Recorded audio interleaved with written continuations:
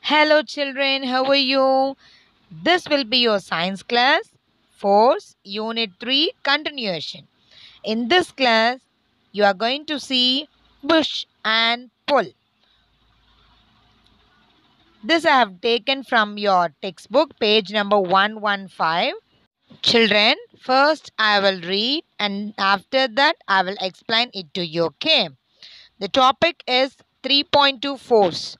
Force is a push or a pull on an object which make it move, change its shapes, stops it from moving. Force involves an interaction between two or more objects. Force can lift or drop an object. Without force, we cannot move any object. Now look at the picture. Some boys they are playing football.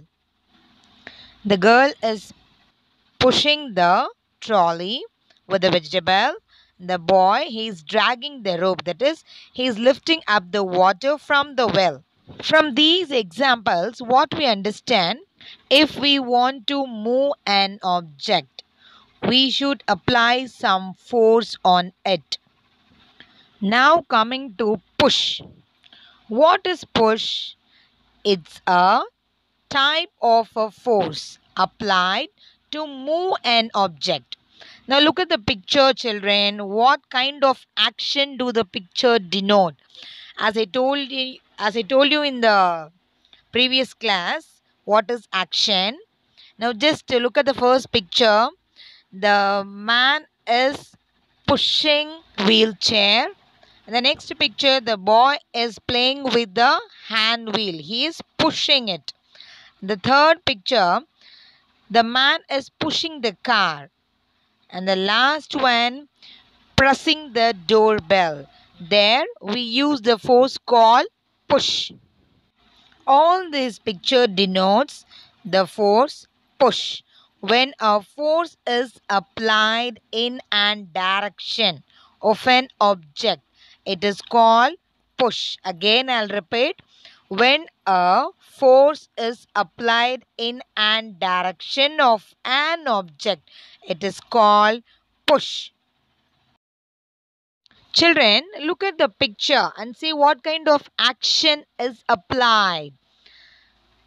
The family is moving to the railway station, and what does they carry in their hand? They carry a trolley. And what they are doing? They are pushing or pulling? Yes, they are pulling it.